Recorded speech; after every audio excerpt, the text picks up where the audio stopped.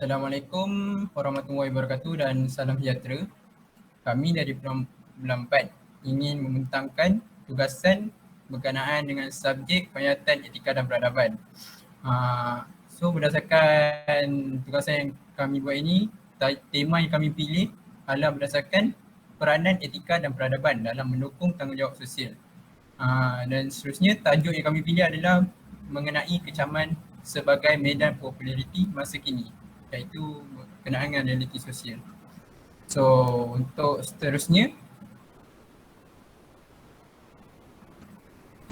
saya akan teruskan dengan pengenalan ahli kumpulan. So ahli kumpulan kami terdiri daripada 11 orang. Yang pertama ialah Ahmad Saiful Saizan, seterusnya Muhammad Syamil Romel Ismail, Nurul Syamimi binti Rosli, Ahmad Rusli bin Abdul Rashid, Sofia Amani binti Faizul Bakri, Muhammad Ani Ashraf bin Ridwan, Muhammad Ikram Hamka bin Mustafa, Muhammad Afizan bin Abdullah, Nuri Izazi Hazia binti Izam, Muhammad Nakib Amsyah bin Muhammad Rizal, Abdul Mukmin bin Cik Jantan. Okay, seterusnya untuk bentangkan kami, isi kandungan yang kami akan bentangkan terdiri daripada pengenalan, latar belakang, pernyataan masalah, signifikan kajian, sorotan kajian, tujuan kajian, isu semasa, cabaran dan kesimpulan.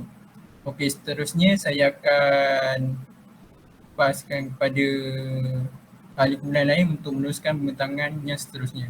Sekian, terima kasih.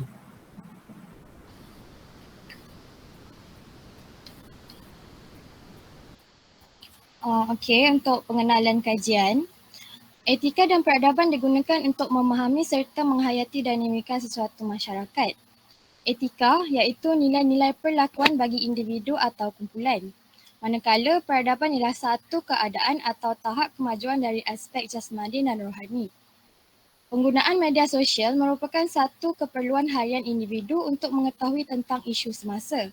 Namun, sesetengah masyarakat yang tidak bertanggungjawab telah menyalahgunakan media sosial dengan membangkitkan isu viral sehingga menyebabkan kecaman. Ini kerana mereka menginginkan populariti murahan sehingga memalukan diri sendiri. Oleh itu, peranan etika dan peradaban di media sosial perlu dititik beratkan oleh masyarakat dengan mengeluarkan perkataan yang sopan dan tidak menyinggung mana-mana pihak.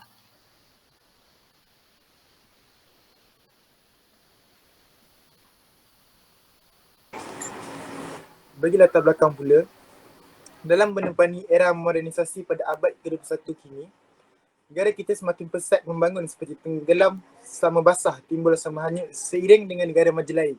Tidak ketinggalan perkembangan teknologi di Malaysia seiring dengan Industrial Revolution 4.0 atau lebih dikenali sebagai IR 4.0 merupakan satu perkara yang sangat membanggakan. Internet merupakan salah satu teknologi yang digunakan setiap hari di seantero dunia. Boleh dikatakan internet menjadi satu perkara yang paling penting dalam aktiviti harian manusia. Internet telah mengubah banyak perkara dalam dunia yang indah ini. Dari cara berfikir, cara bekerja dan cara berkomunikasi. Hampir semua perkara di dunia ini telah dipermudahkan dengan bantuan internet. Hal ini merupakan satu perkara yang memberi 1001 manfaat kepada pelbagai lapisan masyarakat. Sudah terang lagi bersuluh bahawa pekerjaan seperti polis, bomber, pensyarah dan juga angkasawan bukanlah lagi pilihan utama bagi kanak-kanak. Mereka lebih berminat untuk menjadi penyanyi, pelakon dan juga influencer di social media. Hal ini kerana pekerjaan ini lebih fleksibel dan lebih seronok jika dibandingkan dengan pekerjaan-pekerjaan yang lain. Akan tetapi setiap perkara ada sisi buruknya. Akibat daripada kegairahan mengejar nama dan populariti di social media, manusia hilang sikap malu dan sanggup menggadai maruah yang sewajarnya dijaga. Perkara ini bukanlah satu perkara yang asing di negara kita. Sudah banyak kes seperti ini berlaku, akan tetapi semua kesalahan mereka ditutup dengan satu permohonan maaf secara terbuka. Hasil daripada kecaman secara tidak sengaja membantu sesetengah individu untuk mendapatkan pengikut di social media. Modus operandi ini merupakan satu perkara yang sangat tidak beretika dan mampu menjejaskan rakyat di Malaysia.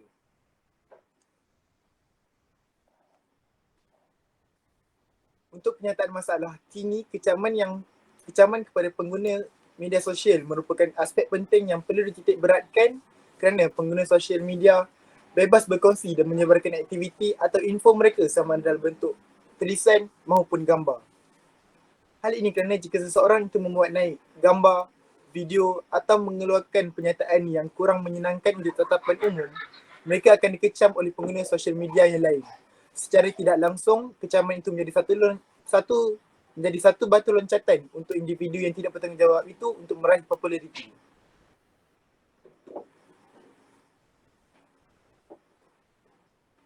Baiklah, bagi signifikan kajian pula, yang pertama adalah kajian ini dijalankan bagi memberikan kesedaran kepada masyarakat tentang pentingnya penggunaan media sosial secara berhemah. Sikap sesetengah individu atau pemilik perniagaan menganggap kecaman sebagai medan populariti. Hal ini kerana mereka lebih sanggup untuk menahan malu dikecam netizen.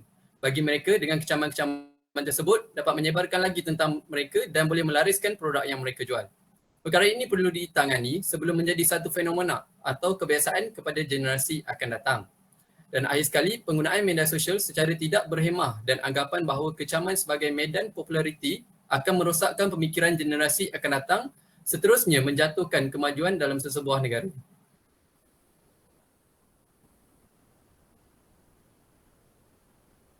Okey, seterusnya adalah sorotan kajian.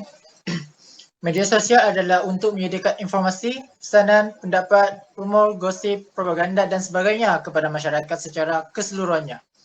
Media massa berkembang daripada hanya penggunaan budaya lisan, iaitu pengucapan dan penyebaran maklumat yang kemudian ditambah menjadi senjata yang tajam.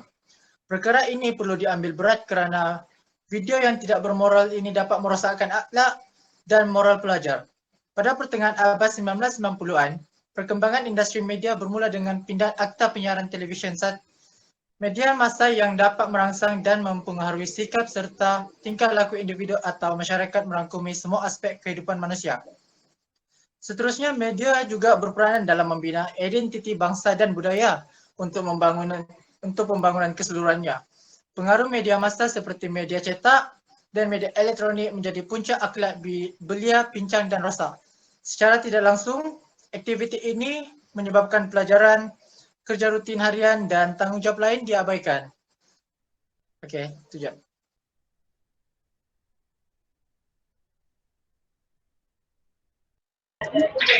Bagi tujuan kajian ini dilakukan untuk mengkaji faktor utama yang menyebabkan kecaman kepada pengguna media sosial.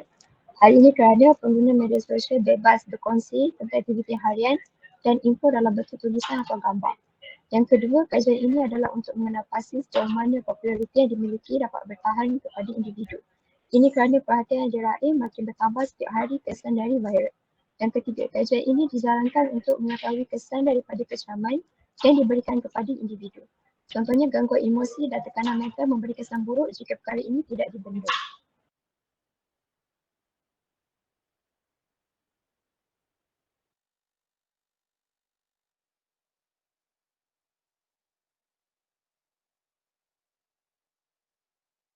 Okey, baik, untuk isu semasa baru-baru ini kita digemparkan dengan isu Hakim Stopa dan isu Kalung CVI.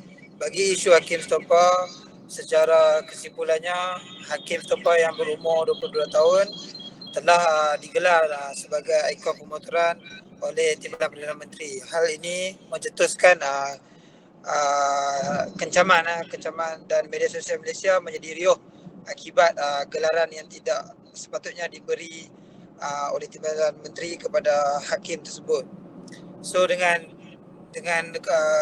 gelaran yang diberi, dengan kecaman yang telah diberikan oleh netizen, sekaligus menguntungkan Hakim Stopa kerana popularitinya semakin meningkat hasil daripada kecaman-kecaman orang yang terdahulu. Namun kita pergi seterusnya kepada Kak Long CVI, yang sebenarnya Kak Long CVI itu merupakan seorang jurujual kosmetik secara dalam talian, telah membuat live di TikTok tentang semasa dia bertingkah dengan seorang pekerja 7E akibat perselisihan faham antara anaknya dan pekerja tersebut. Saya serahkan kepada sekejap.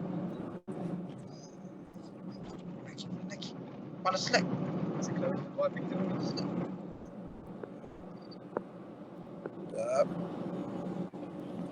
Okey, seterusnya saya akan sambung untuk isu semasa yang lain.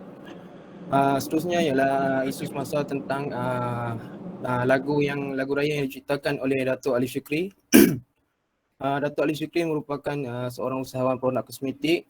Dia merupakan baru ini dia hangat diperkatakan oleh netizen kerana dia telah mengeluarkan sebuah lagu raya yang bertajuk Kelepuk Raya yang hanya mengundang kecaman netizen. Rata-rata netizen kebanyakannya mengecam kerana lagu tersebut tidak sesuai untuk didengarkan walaupun bertemakan lagu raya. Seterusnya ialah isu tentang tepuk punggung demi promosi karnival. Baru-baru ini hangat diberitakan tentang usahawan kosmetik wanita yang telah dikecam oleh rata-rata netizen kerana telah menayang aset mereka masing-masing demi untuk mempromosikan karnival Minggu Usahawan Negara yang dianjurkan oleh Star Vendors. Sepatutnya situasi tersebut mereka tak sepatutnya buat kerana rata ada di kalangan pengikut mereka, pengikut sosial media mereka, ada juga di kalangan kanak-kanak. Ini menyebabkan boleh menjatuhkan maruah seorang wanita.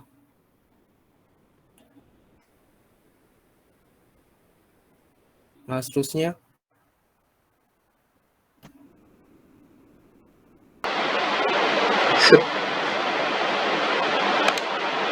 Seterusnya cabaran. Isu yang viral itu ada ada kalanya bermula dengan niat yang murni tetapi pelaksanaan itu mungkin salah. Masyarakat semakin maju dan lebih terpelajar. Lebih-lebih lagi pada hari ini mereka bersikap lebih kritikal dalam sesuatu perkara.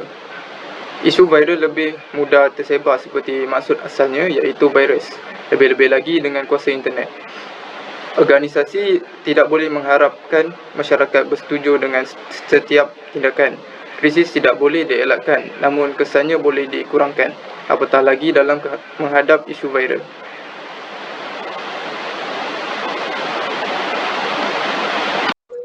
Secara keseluruhan, berdasarkan kajian yang telah dilakukan, maka telah dikenalpasti isu kecaman sebagai media kooperatif pada masa kini bukanlah sesuatu yang harus dipraktikkan dalam kehidupan seharian kerana ia membawa kepada kesan yang negatif terhadap masyarakat. Tambahan pula, faktor yang mendorong kepada kecaman juga telah dikenalpasti dan dikaji. Contohnya perbezaan penerimaan dalam sesuatu perkara yang dikongsi oleh individu. Ini juga telah dinyatakan kesan yang akan didapati akibat daripada menormalisasikan kecaman sebagai medan populariti.